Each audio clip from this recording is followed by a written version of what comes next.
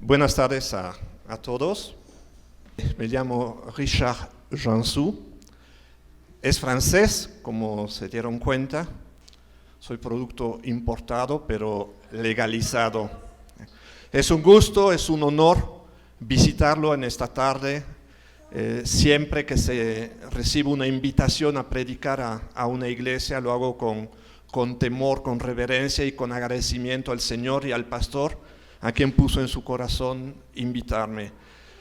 Tengo un ministerio de apoyo a iglesias locales que básicamente me lleva a predicar en diferentes iglesias y hacer un tipo de unión de conexión entre el pueblo del Señor. Algún pastor amigo en ton de broma me dice que soy como la sangre porque circulo por todo el cuerpo.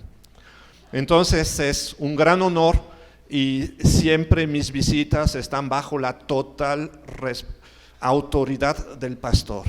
Vengo a complementar, vengo a fortalecer, vengo a traer palabras de edificación, a veces de revelación, a veces de profecía, a veces de muchas otras cosas, pero siempre bajo la autoridad del pastor. No me mando por mí mismo y no vengo aquí a rivalizar, sino todo lo contrario, a complementar con un mensaje distinto la enseñanza preciosa que domingo tras domingo o entre semanas su pastor les está impartiendo. Entonces, no esperen encontrar en mí un clon, una copia al carbón de su pastor. Seré incapaz de expresarme como él lo hace, pero de eso se trata, ¿no? De traer un estilo diferente, unas palabras diferentes, unos temas diferentes, un acento diferente. Y les pido toda su indulgencia si se me va algunas palabras, porque entenderán que el español no es mi idioma natal. Pero sin embargo, bueno, yo creo que me doy a entender. Y si gustan acompañarme en una pequeña oración antes de iniciar. Padre, te damos gracias por los favores que inmerecidamente hemos recibido de ti hasta este momento, Señor.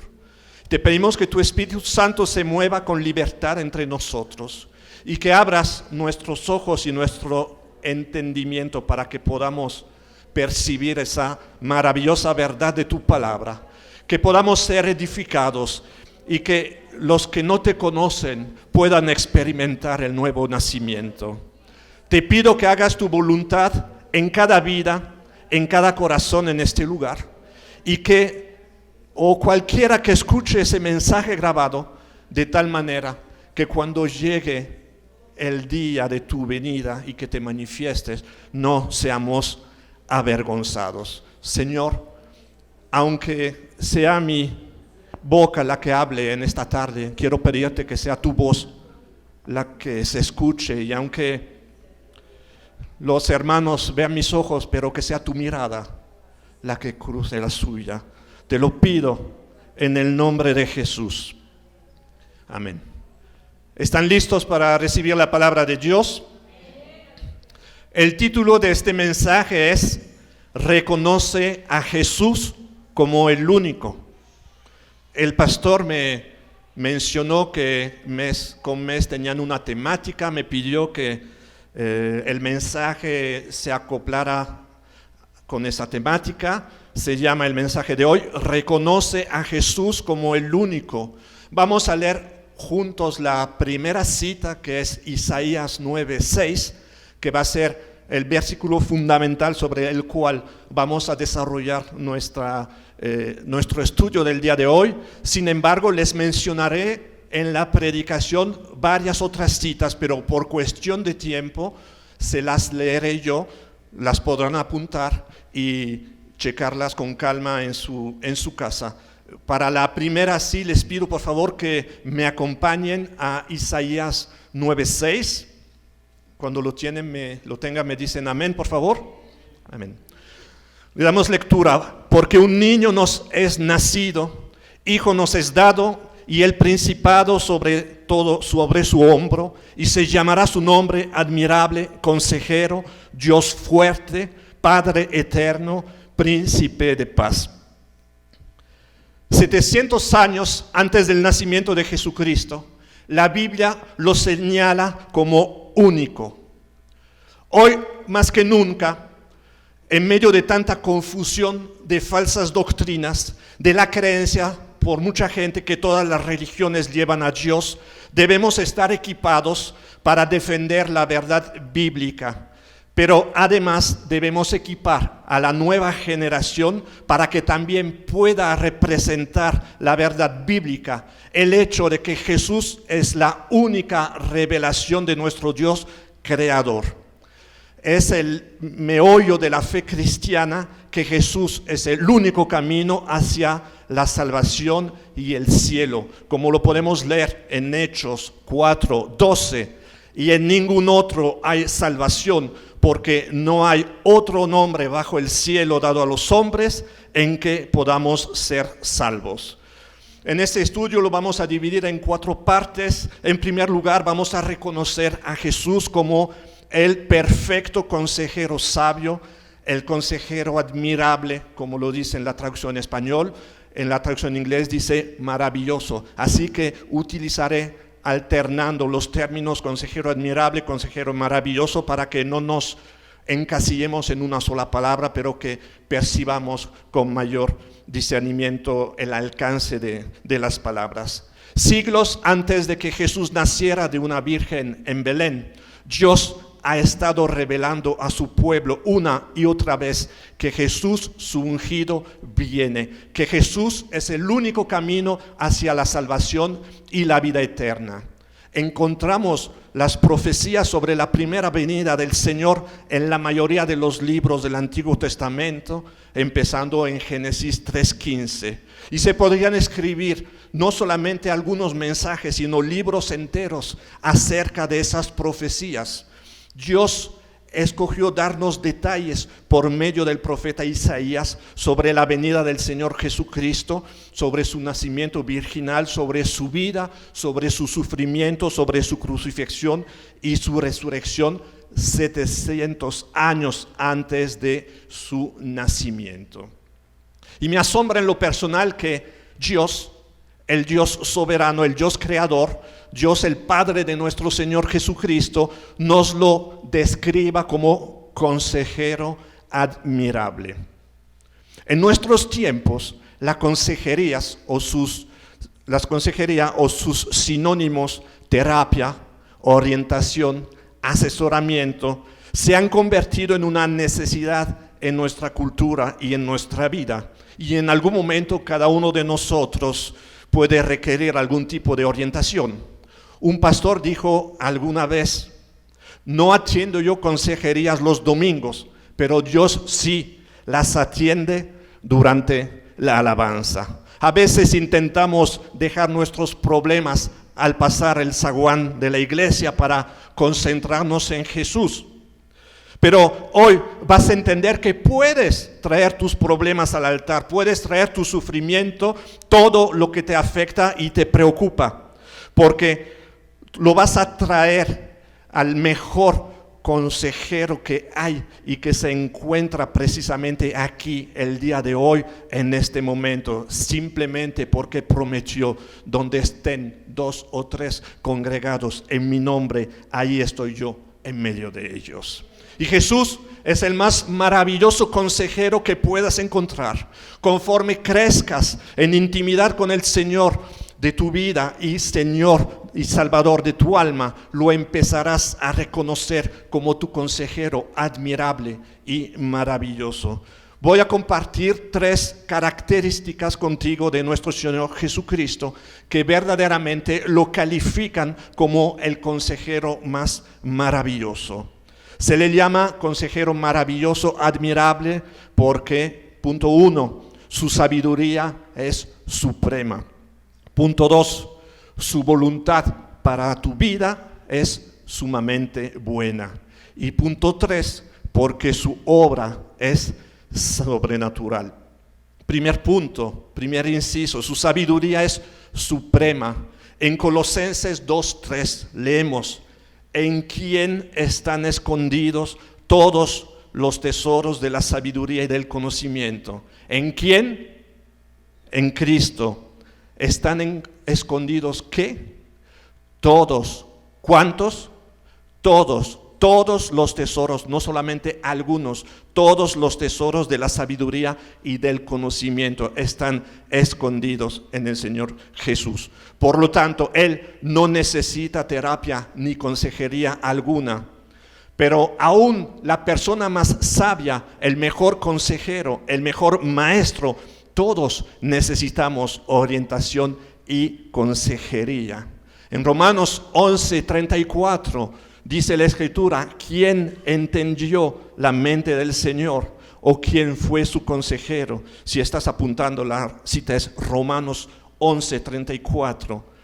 ¿Quién entendió la mente del Señor o quién fue su consejero? Obviamente la respuesta es nadie. No solamente Jesús tiene toda la sabiduría, pero la dará a todo aquel que la pida, que ore por recibirla y que la necesite y que viene a Él. El que viene desesperadamente buscando sabiduría y orientación y consejo del Señor, lo va a recibir. Y Santiago nos explica la sabiduría del Señor. Dice que la sabiduría es de lo alto, es primeramente pura, después pacífica, amable, benigna, llena de misericordia y de buenos frutos, sin incertidumbre ni hipocresía. Santiago 3:17. Describe la sabiduría como pura, como pacífica, llena de misericordia, de buenos frutos, sin incertidumbre ni hipocresía. Significa que el consejo de Jesús no viene opacado por un interés mundano o egoísta. Significa que su consejo no es contaminado por preferencias o por algún prejuicio. Significa que su consejo no es manchado por el deseo de manipular a la gente. ¿Sabes una cosa? Cualquiera te podrá dar un consejo puntual, pero solamente el consejero maravilloso puede aconsejarte en todo tiempo y en toda circunstancia. Solo Jesús lo puede hacer. Si buscas constantemente la presencia del Señor, descubrirás cuán maravilloso es. Es como consejero, como Él ministra maravillosamente a cualquiera de nosotros cuando venimos a Él, derramando nuestro corazón a sus pies sin esconderle a nuestro Señor nada. Y escucha bien, iglesia, antes de hablar con alguien, de buscar consejo con un hombre, búscalo a Él, busca su presencia. He sabido de pastores, consejeros que cuando se acerca un congregante dice: pastor, le vengo a presentar un problema. Le dice el pastor: ¿se lo presentaste primero a Jesús? No, pues vete y después, si no te lo resuelve, regresas conmigo. Así que antes de buscar consejo con alguien, busca al Señor para que Él te pueda dar dirección, te pueda dar su consejo, te pueda dar su sabiduría. Porque solo Él tiene toda la sabiduría necesaria para encargarse de todos los problemas que tú tienes, no importando ni su tamaño ni su naturaleza. Pon los problemas que tú traes a los pies del Señor, tráelos a su presencia, deja que su sabiduría derrame paz en tu corazón afligido, mi hermano, mi hermana. Deja que su sabiduría calme tu mente atormentada. Deja que su sabiduría te ayude a vencer el alboroto que algún pecado puede haber traído a tu vida. Deja que su sabiduría alivie el dolor del rechazo que has padecido. Deja que su sabiduría te eleve por encima de la confusión y de la duda. El consejero admirable no solo lo sabe todo de ti, pero Él es el único que puede satisfacer tus más profundos anhelos. El consejero admirable no solo conoce todos los secretos de tu vida, pero es el único que puede perdonar tus pecados ocultos. El consejero maravilloso no solo conoce cada rincón escondido y oscuro de tu corazón, pero es el único que puede brillar con su luz intensa en esos rincones oscuros y mostrarte el camino de salida. Se le llama consejero admirable 700 años antes de su nacimiento, porque lo acabamos de ver, inciso 1, su sabiduría es suprema. Pero también les mencioné un segundo punto, su voluntad para tu vida es extremadamente buena. Tristemente, mucha gente tiene miedo a la voluntad de Dios. Temen que Dios les pida algo que ellos no quieren hacer, o tienen miedo que la voluntad de Dios les vaya a traer algún tipo de sufrimiento, de dolor. Y ese temor es un engaño del diablo, porque la voluntad de Dios es muy buena para ti, aun cuando no lo puedes ver, aun cuando no lo puedes entender. Y permíteme explicártelo de esta manera. Si tienes problemas en tu matrimonio, no vas a pedir consejo a alguien cuyo matrimonio es un desastre, ¿cierto? Si tienes problemas para vencer el miedo y la ansiedad, no vas a pedir consejo a una persona temerosa y ansiosa ella misma. Jesús es el único que tiene todas las cosas correctas que tú necesitas en este momento. En todos los problemas de tu vida, puedes acudir al consejero maravilloso y recibirás poder, recibirás fortaleza, recibirás sanidad del consejero admirable. ¿Por qué? Porque su voluntad para ti es benevolente en cada aspecto. No solamente eso, pero el consejero admirable, Jesús, Él se va a encontrar contigo donde estés. Donde sea que tú vengas a Él, Él te atiende. No necesitas pedir y esperar una cita como con algún especialista. No necesitas hacer ningún mérito para poder venir ante Él. ¿Por qué? Porque su voluntad es buena para ti. Cualquiera puede venir a Él. El débil hallará fuerza.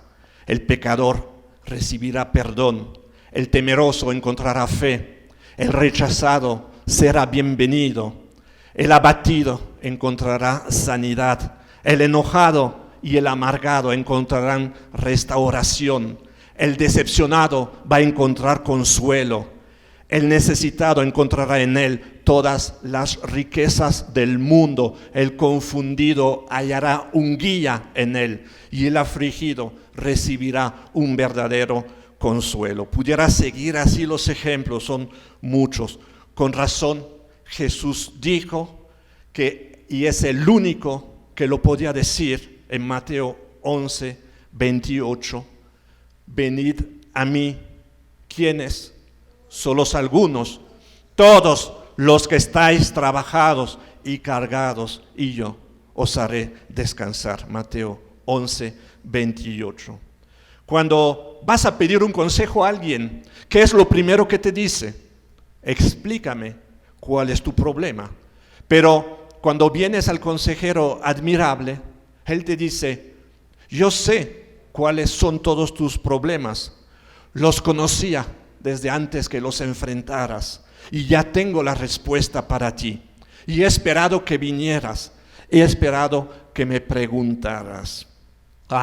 700 años antes de su nacimiento virginal, Isaías lo describe como admirable consejero, porque su sabiduría es suprema, porque su voluntad para ti, lo acabamos de ver, es sumamente buena. Inciso 3, porque su obra es sobrenatural. Dios usa a servidores suyos para brindar consejería.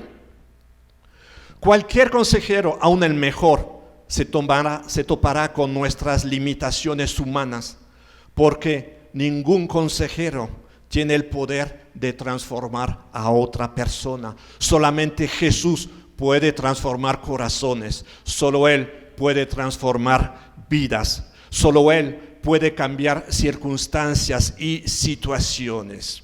Y cada vez, hermano, que acudas al consejero admirable, ocurrirán milagros y transformaciones. el poder sobrenatural de Jesús entra en acción. Y les quiero mencionar, por cuestión de tiempo, 3 citas bíblicas del Evangelio de Juan, respectivamente tomadas de los capítulos 3, 4 y 5, donde se ve obrando el consejero maravilloso con su poder sobrenatural. Si vamos, se lo voy a leer a Juan 3:7, dice, Juan 3:7, respondió Jesús y le dijo, de cierto te digo, que el que no naciere de nuevo no puede ver el reino de Dios. Todos recuerdan ese pasaje. Nicodemo, un teólogo judío, estaba totalmente confundido y Jesús dio en el clavo de la raíz de su confusión, que su religión era vacía y sin vida y que necesitaba Nicodemo un renacimiento espiritual. Y Jesús le dice, tienes que nacer de nuevo para comprender las cosas de Dios. En el capítulo siguiente, Juan 4, versículo 4, vemos otro ejemplo. Dice, mas el que bebiere del agua que yo le daré, no tendrá sed jamás, sino que el agua que yo le daré será en él una fuente de agua viva, de agua que salte para vida eterna. El consejero admirable en esta ocasión encuentra a una mujer que ha sido maltratada y herida por los hombres. Y ahora ella desconfía de ellos. Y el consejero maravilloso mira directamente dentro de su corazón lastimado y ve su frustración, su vida amorosa destrozada, y ve a una mujer apasionada, pero sin ningún poder. Inmediatamente le señala su necesidad más urgente, el agua de vida, el agua que solo Jesús nos puede dar, que solo Jesús te puede dar, mi hermano, mi hermana. El espíritu de vida de Jesús que le puede dar alegría, gozo y el consuelo que ningún hombre del mundo podía darle. Y finalmente, tercer ejemplo en Juan 5, del versículo 7, Juan 5, versículo del 5 al 7, dice, y había ahí un hombre que hacía 38 años que estaba enfermo. Cuando Jesús lo vio acostado y supo que llevaba ya mucho tiempo así, le dijo, ¿quieres ser sano? Señor, le respondió el enfermo, no tengo quien me meta en el estanque cuando se agita el agua, y entre tanto que yo voy, otro desciende antes que yo. Jesús encuentra a un hombre enfermo desde 38 años, pero cada vez que llega cerca del agua es frustrado. Y el maravilloso consejero se le acerca y le hace una pregunta algo extraña. Le pregunta, ¿quieres ser sano? A veces nos toma un poquito por sorpresa el Señor con lo que nos dice. Le podríamos decir, Señor, ¿cómo le preguntas si quiere ser sano? Obvio para todos nosotros, ¿no? Claro que quiera, lleva 38 años viniendo, pero el consejero admirable quiere oírlo de sus labios. Hermano, hermana, Jesús te está esperando. Él sabe lo que necesitas, pero quiere que tú se lo digas y derrames tu corazón ante Él. Encontrarás en la Escritura muchos otros casos donde el consejero admirable demuestra su poder sobrenatural, cual sea la necesidad. Yo no te conozco, no conozco tu vida, ni sé cuál hoy es tu necesidad apremiante. Tú lo sabes y tu Padre también lo sabe. No sé si hoy viniste con ánimo o viniste desalentado. No sé si estás viniendo hoy con esperanza o si ya la perdiste. No lo sé. No sé si estás viviendo en victoria o en derrota. Solo tú y Dios lo saben. Lo que yo sí sé con absoluta certeza es que el consejero admirable te puede atender donde te encuentres hoy, ahora, en este preciso momento. Y te garantizo que el consejero admirable nunca te va a decepcionar. Te hará esperar algunas veces, pero aún cuando te impacientes, te darás cuenta después que esa espera habrá sido para su gloria y para tu bendición y tu beneficio. Las personas te decepcionarán, te dejarán, te darán la espalda. Así es la humanidad. Te alaban hoy y mañana te maldicen. Dicen Hosana el domingo de Ramos y el viernes gritan crucifíquenlo. La multitud siempre es voluble e inconstante, pero Jesús, el consejero admirable, nunca te abandonará ni te desamparará. ¿Quieres venir a Él? Si lo haces, Él responderá.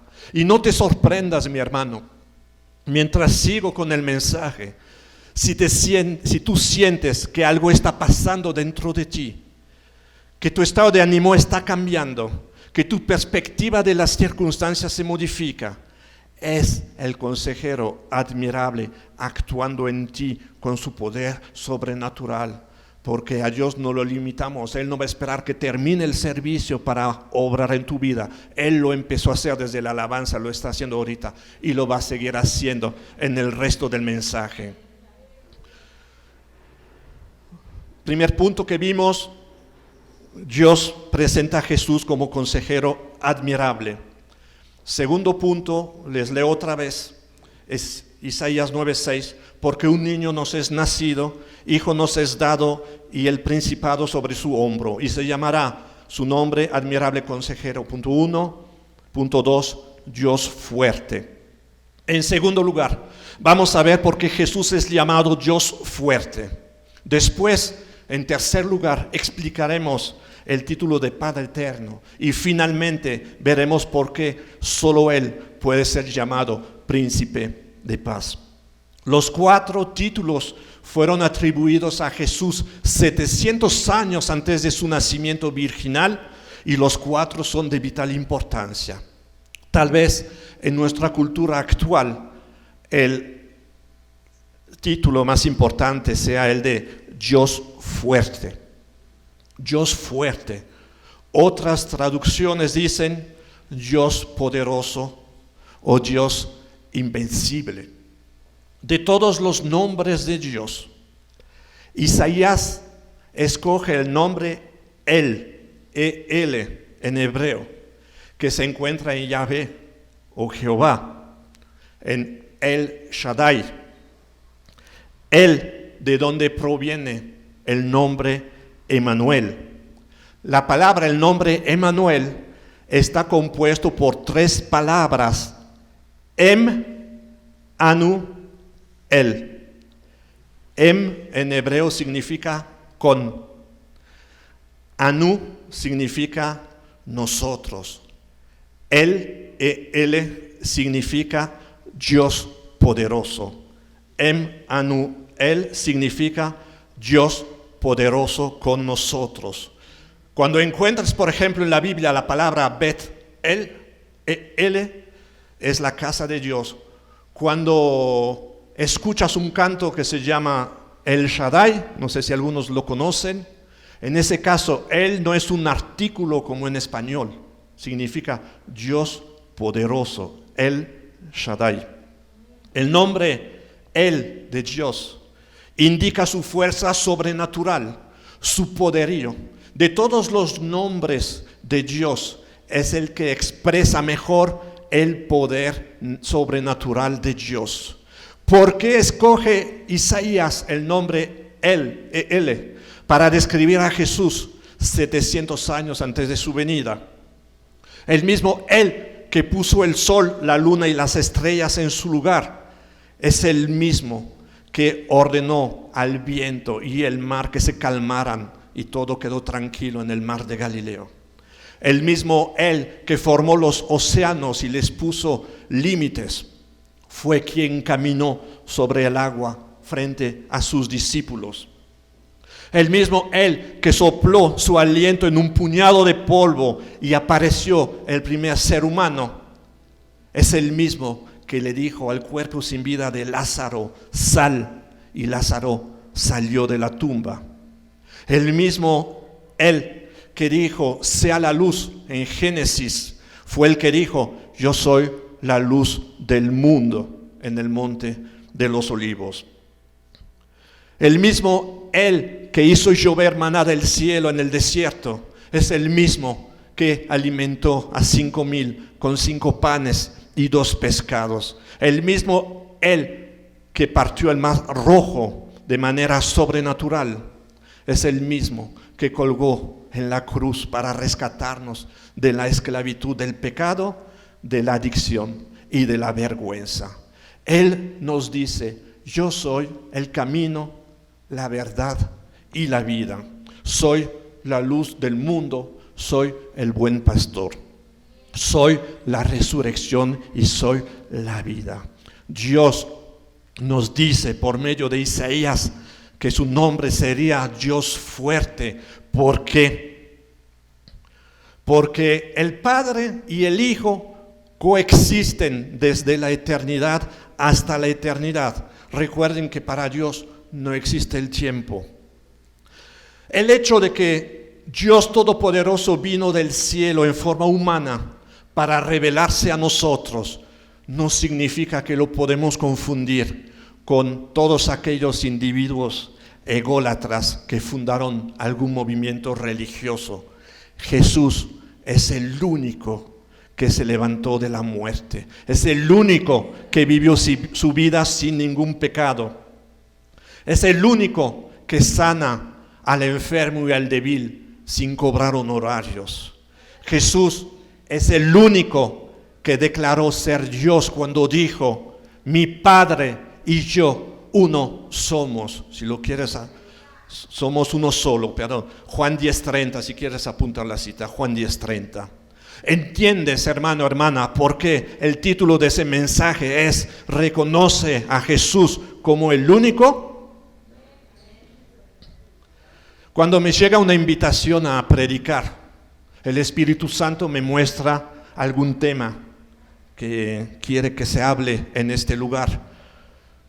En algunas ocasiones vuelvo a presentar alguna predicación que ha sido de bendición anteriormente en alguna iglesia.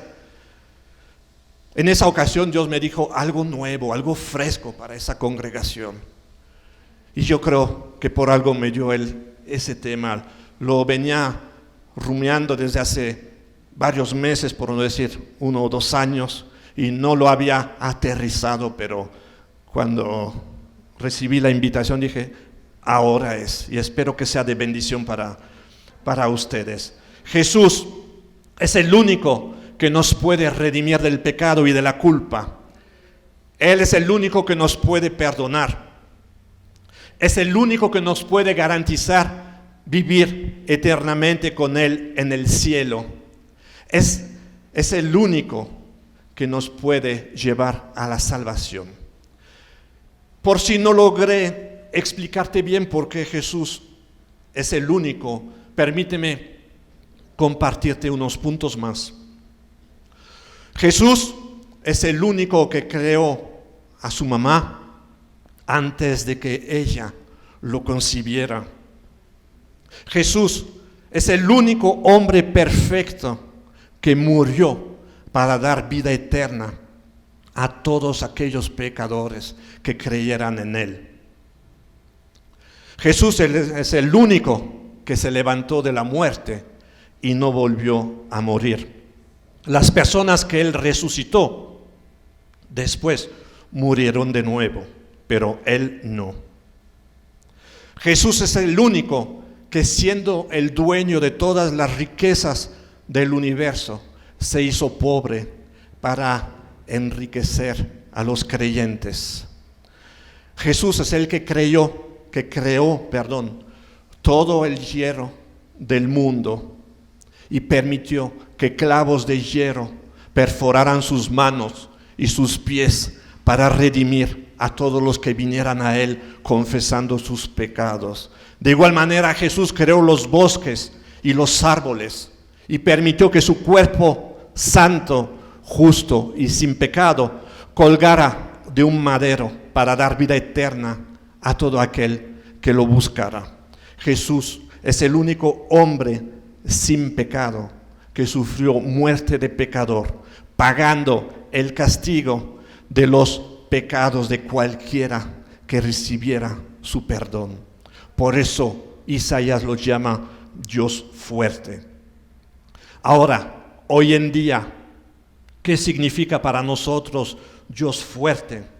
¿Qué significa cuando estoy enfrentando enfermedad, dolencia o la misma muerte?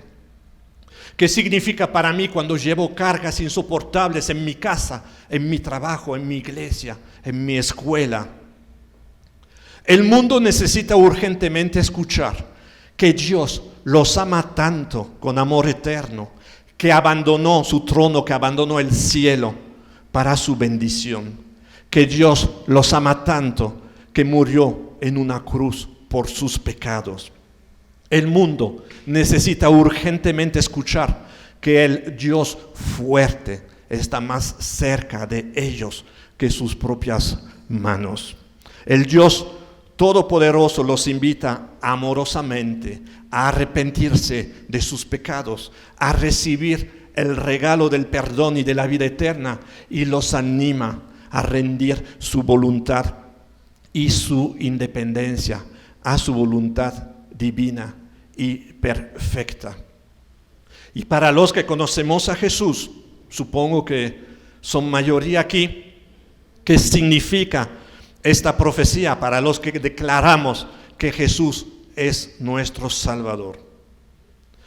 Si hoy viniste y en tu mente el poder de Jesús permanece a una época remota y lejana, si eres salvo por su poder, pero no vives por Él, si no estás experimentando el poder de Él, o estás viviendo en derrota, desprovisto de poder sobrenatural, te tengo buenas noticias.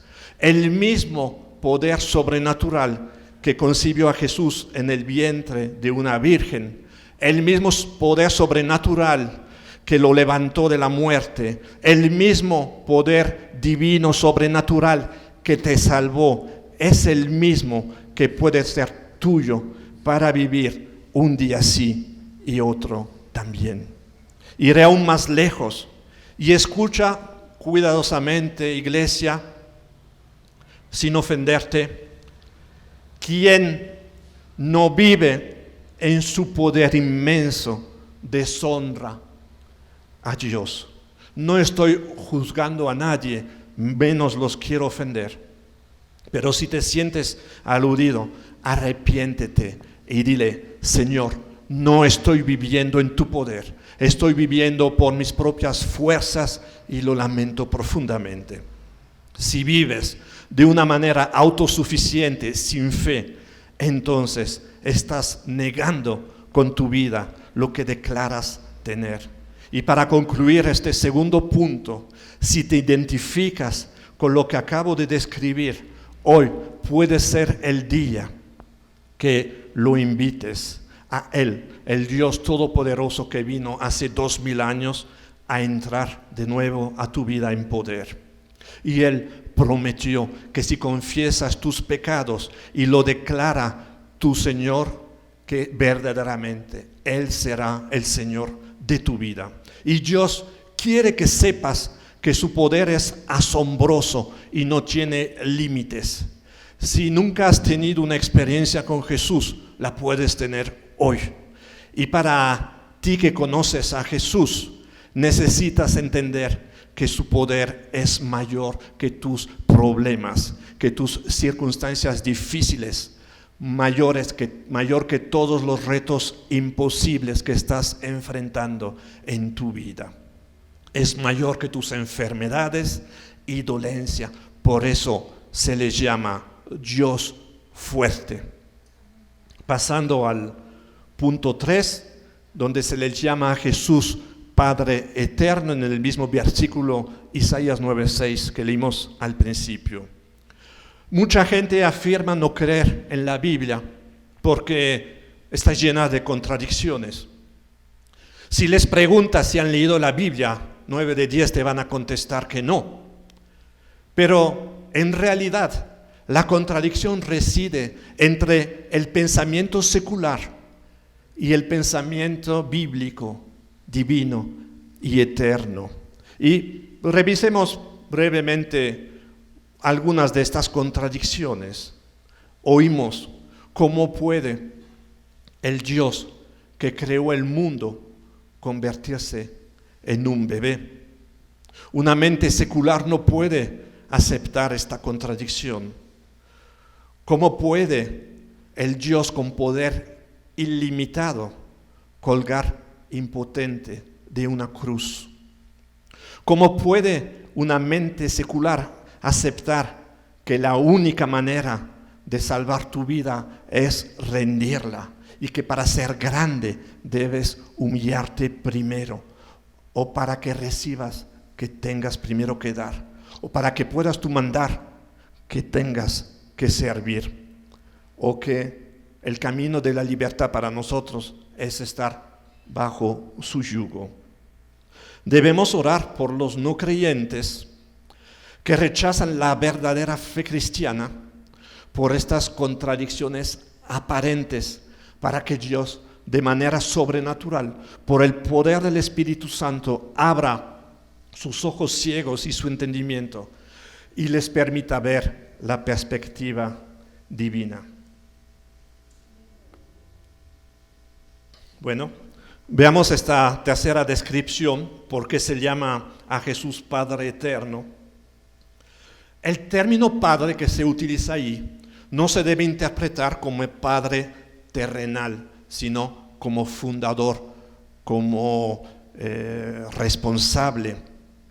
En dos pasajes de la Biblia, por ejemplo en Génesis 4:20, dice, Génesis 4:20, y Ada dio a luz a Jabal, el cual fue padre de los que habitan en tiendas y crían ganados.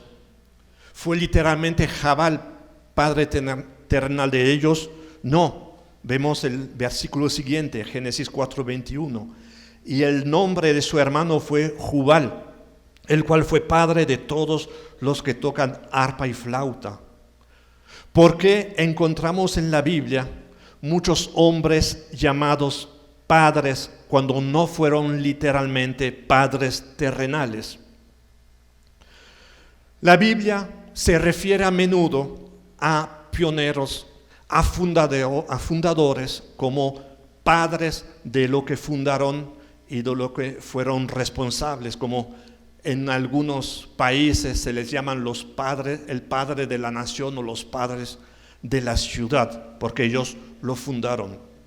Así, cuando Isaías menciona a Jesús como Padre eterno, nos está diciendo, escucha bien, que solo Jesús es el fundador, el creador de la vida eterna, el pionero de la nueva revelación de salvación, que solo Jesús es el fundador del nuevo pacto de vida eterna a través de su sangre.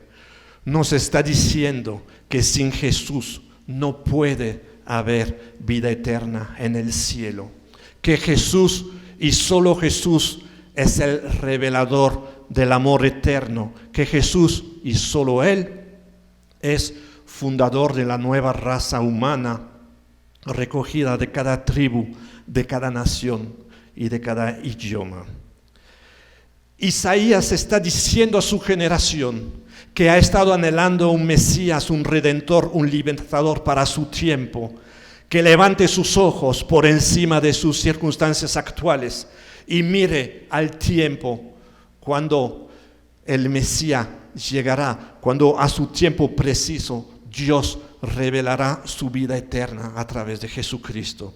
Y veamos también, para ilustrar este punto, tres cosas sobre Jesús como el autor, el revelador, el Padre fundador de la vida eterna. Vamos a ver tres puntos, se los menciono. El uno, Jesús es el Padre fundador de la nueva creación. Segundo, Jesús es el Padre fundador del nuevo pacto. Tercero, Jesús es el Padre fundador de un nuevo pueblo. Vamos a detallar esos 3 puntos. Inciso 1, Padre de una nueva creación. En el Antiguo Testamento, el pueblo de Israel sabía de Dios, no lo conocía íntimamente o personalmente.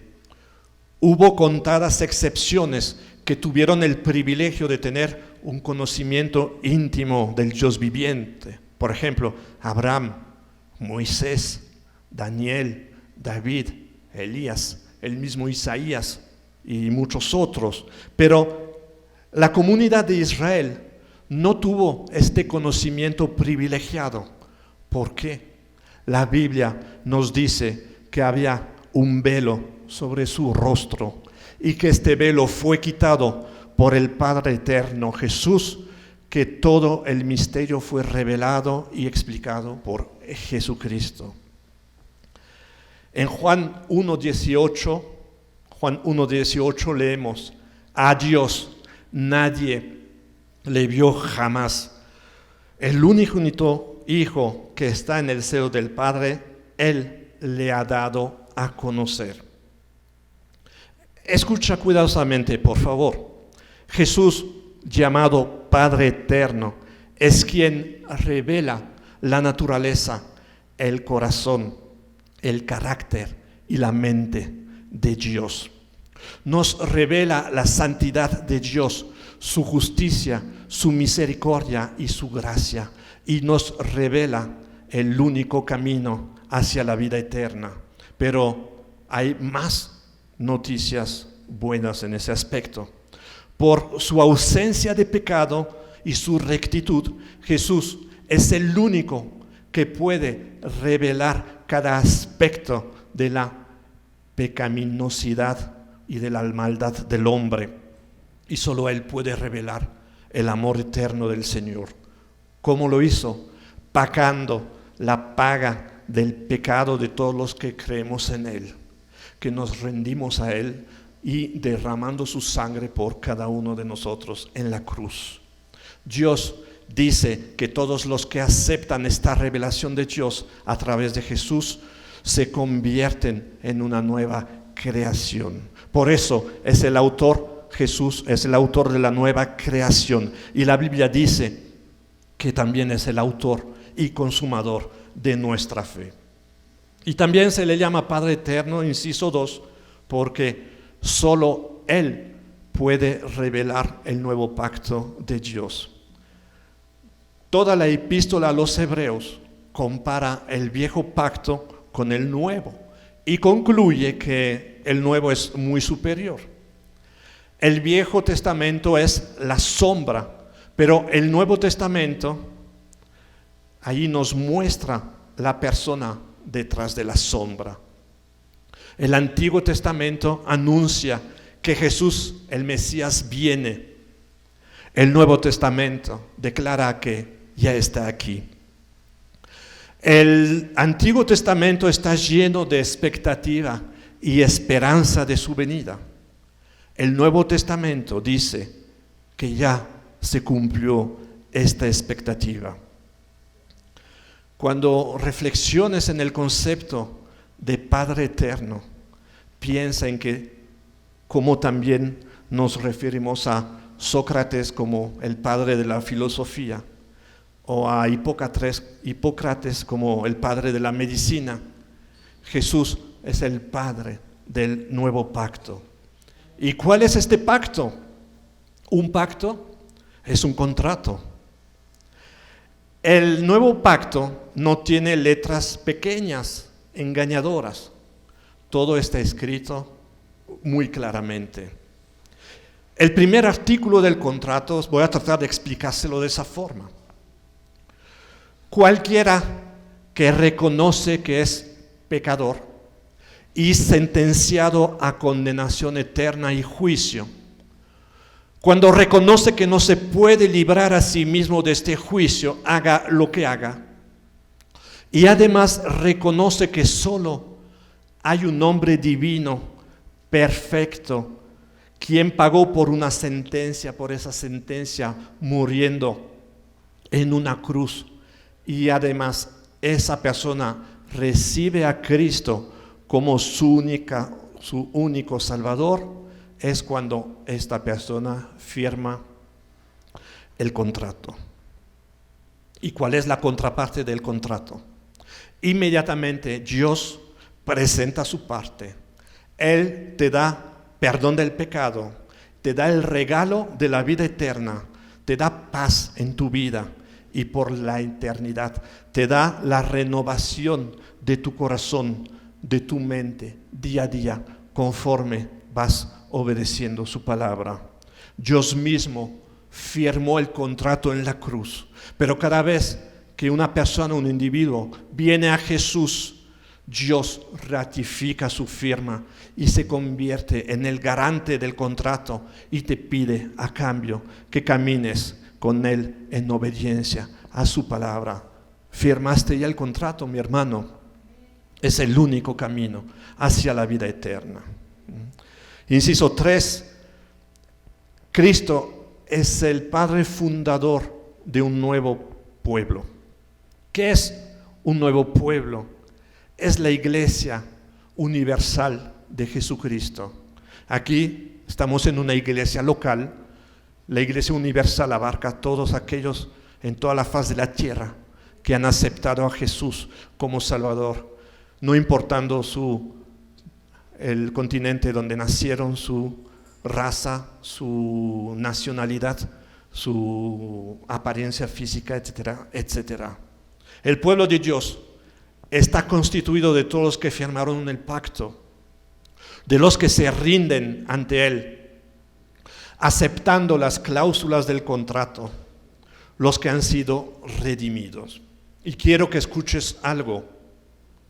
Este nuevo pueblo no está formado de los miembros de ciertas iglesias locales o de ciertas denominaciones. No está hecho de gente que solamente declara ser cristiana, sino de todos aquellos que firmaron el contrato, independientemente de su raza, de su trasfondo, de su cultura, de su nivel social o de su educación. Amados, solo Jesús, el Padre eterno, como lo describe Isaías, pero ninguna iglesia, ninguna denominación, ningún ministro puede llevarte al cielo. ¿Quién lo puede hacer? Solo Jesús. Y llegamos al cuarto punto y último. Se le llama a Jesús príncipe de paz. Mucha gente pregunta, ¿dónde está este príncipe de paz? ¿Cómo han rechazado al príncipe de paz? No están experimentando paz en su vida. Quiero, y a eso vine hoy, que tú experimentes esa paz que sobrepasa todo entendimiento. Esa paz que parece absurda y lógica a los ojos del mundo, mientras vienes al príncipe de paz. Si tú te preguntas, ¿dónde está esta paz? Viniste hoy al lugar correcto. Si no tienes la paz interior en tu vida, si vives agitado, estás en el lugar correcto. Pero aún hay más.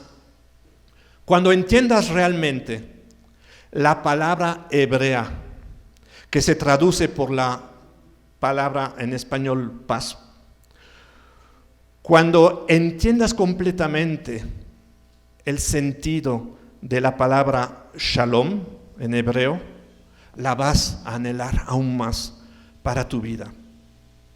La palabra shalom abarca mucho más que la palabra resumida paz en español. La encontramos en muchas partes de las Escrituras con los sentidos siguientes. No te voy a dar las citas porque me extendería demasiado, pero con calma y con alguna concordancia lo puedes corroborar. La palabra shalom se aplica a los términos siguientes: completo bienestar, buena salud, seguridad, prosperidad, favor, tranquilidad, integridad, satisfacción, alegría, restauración, armonía, reconciliación. Son unas de las cuantas palabras se puede traducir el término hebreo de shalom. Dios sabe, porque Él nos creó, que shalom expresa el anhelo más intenso del corazón humano. Por eso, a través del profeta Isaías, anunció 700 años antes de su nacimiento: envío a mi hijo y él es príncipe de paz. En hebreo, las palabras príncipe y rey a veces se pueden intercambiar. Así que también pudiéramos decir y considerar a Jesús como el rey de paz, porque solo Él es el autor y el dador de esta paz. Y siendo Él el príncipe de paz, no puede haber paz sin Él. Ninguna persona, ninguna familia encontrará la paz sin Jesús. Debes entender que esta paz no es como la paz pasajera que podemos tener cuando oímos buenas noticias o cuando nuestra vida parece estar estable y en orden. Esta paz provisional nos la pueden dar la gente y el dinero, pero en el momento que perdemos esas cosas, tu paz desaparece. La Biblia no habla de este tipo de paz. La shalom de Jesús nunca te abandona, nunca se aparta de ti, nunca la vas a perder sin importar las circunstancias. Y te quiero invitar a algo, hermano. Cuando oímos esas palabras tendemos a decir amén, pero al rato, en una hora, en un día, en una semana, vamos a estar en una situación donde Dios va a probar si realmente tenemos esa paz, si realmente estamos en Él. Acuérdate, cuando atravieses una situación difícil, que ves un familiar muy enfermo, que tengas una crisis grande, recuerda ese mensaje.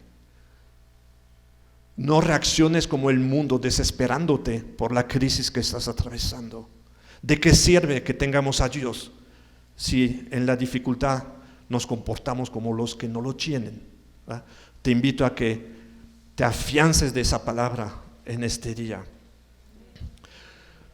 Para que alguien te dé paz, necesita tenerla manifestada en su vida. Solo podemos dar lo que tenemos, ¿estás de acuerdo? Y Jesús ha demostrado en su propia vida tener la shalom, la paz. Él pudo dormir en paz en medio de una tormenta embravecida en el mar de Galilea. Pablo y Silas, Hechos nos dice que a las 12 de la noche estaban en la cárcel y cantaban alabanzas. ¿Por qué? Porque tenían en su corazón la paz, a shalom.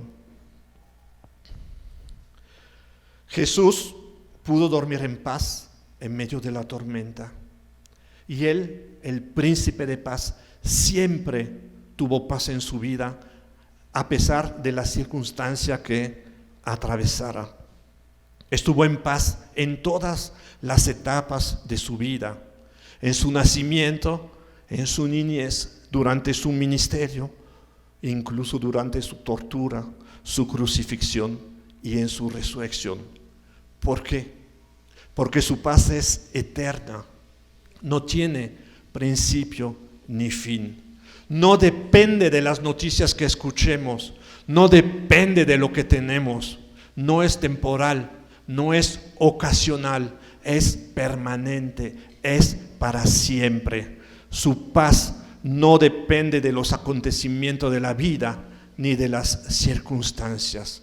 Por eso solo Él puede dar la verdadera shalom en este día. Él te puede dar shalom a tu vida en tus tiempos difíciles de incertidumbre, incluso a la misma hora de la muerte. Él te va a dar paz.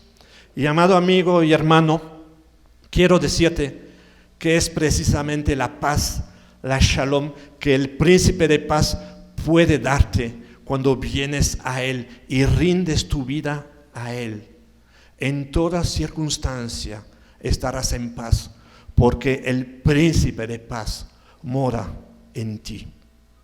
Esta paz sobrepasa todo entendimiento, toda comprensión, toda explicación y toda descripción. Vendrías hoy a ese príncipe de paz para recibir esa paz que sobrepasa todo entendimiento. Él te está esperando, mi hermano, para que la paz de Cristo pueda estar en tu vida. Pregúntate lo siguiente: ¿es Jesús el Señor de tu vida? ¿Está reinando? ¿Está gobernando en tu vida? ¿Es el Salvador de tu alma? No basta con creer en Jesús. Recuerda que el diablo cree en Jesús. Te debes rendir a Él para que sea la autoridad en tu vida. Jesús no va a aceptar ser el Señor de una parte de tu vida. O es el Señor de todas las áreas de tu vida, o no lo es de ninguna. Muchas personas tienen miedo de rendirse a Jesús hasta que entienden que Jesús nos ama mucho más de lo que cualquier persona en el mundo es capaz de amarnos. Cuando lo entiendes, te deleitas rindiéndote a Él. Pero la mayoría de la gente quiere los beneficios del príncipe de paz sin darle autoridad sobre su vida. ¿Cuántas personas que los conocen, que ustedes son cristianos, les dicen: oye, ¿puedes orar por mi hijo? Está muy enfermo, cuando ni siquiera son creyentes? Quieren los beneficios del príncipe, pero no se quieren rendir a los pies del príncipe. Quieren recibir bendiciones, pero no obedecer diariamente su palabra. Y ahí es el punto crucial del asunto. Mientras no entregas tus armas a Jesús y le encomiendas ser tu único Salvador y Señor, la paz se escapará de ti. Cuentan que en la guerra de independencia de Estados Unidos contra Inglaterra, cuando los ingleses se rindieron ante el general Washington, el general inglés se acercó al general George Washington y lo empezó a alabar. Se postró y empezó a decir maravillas de él. Pero el general Washington le dijo: Señor, sus armas. No solo necesita el Señor que lo alabemos, necesita que le entreguemos nuestras armas. ¿Por qué? Porque rendirnos al príncipe de paz no es algo que lo hicimos una sola vez hace muchos años. Es rendirte día tras día con Él. Es tener intimidad y compañerismo con Él todos los días. Les acabo de hablar, les di un ejemplo de entregar las armas a Jesús, como en la rendición militar que les comentaba. Si tú me puedes decir: pastor, pues yo no tengo armas. Sí que las tienes. Tu orgullo es un arma que tiene que ser entregada. Si quieres venir a Dios a tu manera, y si quieres creer en Dios a tu manera, es un arma que debes entregar. Si tú quieres esforzarte para conseguir el favor de Dios, es un arma que le tienes que entregar.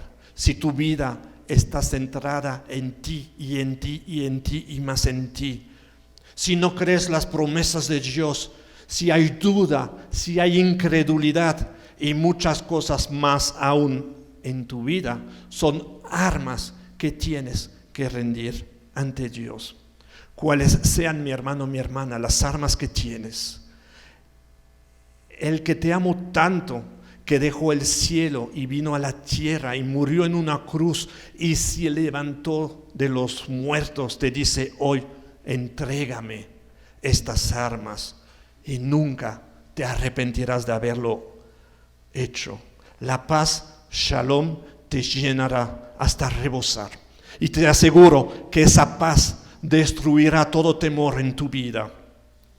Sabes que la vida eterna no empieza cuando el creyente muere, empieza en el momento que tú le dices, sí, Señor, a Jesús. Ahí está el principio de la vida eterna.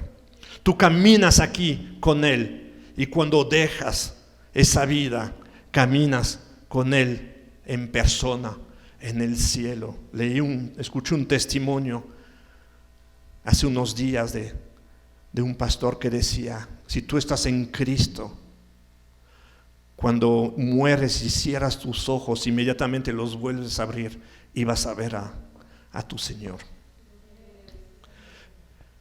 En todas las altas y las bajas de la vida vas a estar en paz. En la calma, en la tormenta, estarás en paz. En medio de las pruebas, incluso al momento de la muerte, vas a estar en paz. ¿Por qué? Porque la paz, Shalom, solo viene cuando invitas al príncipe de paz. ¿Lo quieres hacer? Si Dios te ha hablado hoy, si escuchaste su palabra por primera vez o por centésima vez, y si entendiste que no estás viviendo como conviene ante Él, si la voz del Espíritu Santo en este día ha murmurado a tu oído, llamándote por tu nombre, y te ha dicho que lo que proclamas con tus labios no se refleja en tu vida, rinde tu vida hoy a tu Señor. Te invito a que inclines tu cabeza, cierres tus ojos. Eso entre tú y el cielo. Estamos terminando. Puede estar en juego donde vas a pasar la eternidad. Puede estar en juego tu gozo futuro y tu victoria en la vida.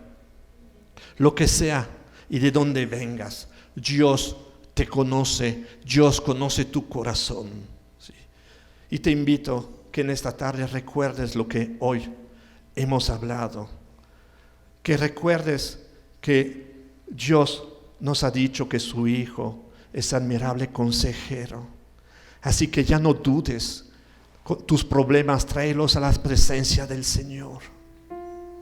Después de haberlo hecho, consulta a tu pastor, pero primero ayúdale a tu pastor.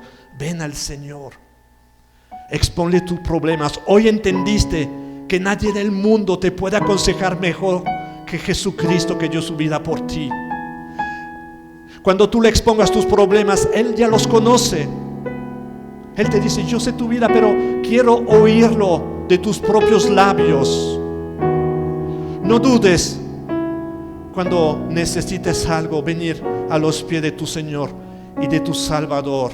Y nunca se te olvide que Él es consejero admirable. Y hoy hemos explicado, hemos analizado en base a la Escritura, porque el profeta Isaías, 700 años antes de que naciera Jesucristo, lo califica como admirable consejero. ¿Viste? Porque se le llama Padre eterno. Porque viste que Jesús es Padre, es fundador de un nuevo pacto. Asegúrate de que tu firma esté acuñada en este pacto.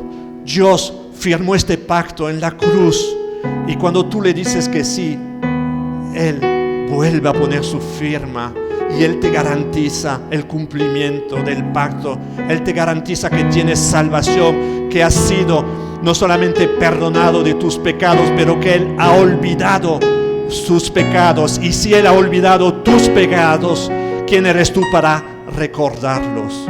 No solo ha perdonado tus pecados pasados, pero tus pecados presentes y tus pecados futuros.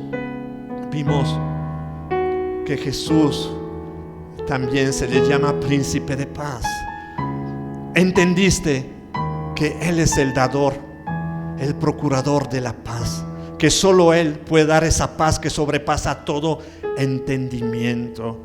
Y te invito, mi hermano, que en cada situación difícil que enfrentes, tu ancla esté puesta en las promesas de Dios, que no pongas tus ojos en las circunstancias, sino en lo que dice el Señor, en lo que hoy a través de su palabra Él ha revelado para tu vida, ¿sí? Que siempre tú estés en paz, no importando las circunstancias, no solamente cuando estés sano, no solamente cuando haya armonía en tu casa, no solamente cuando tengas el bolsillo lleno, pero si pierdes tu trabajo, si te enfermas, si tienes problemas en tu casa, allí Dios espera que tú manifiestes esa paz, así como lo hicieron Pablo y Silas en la cárcel, así como lo hacía Jesús en la barca cuando dormía en medio de la tempestad.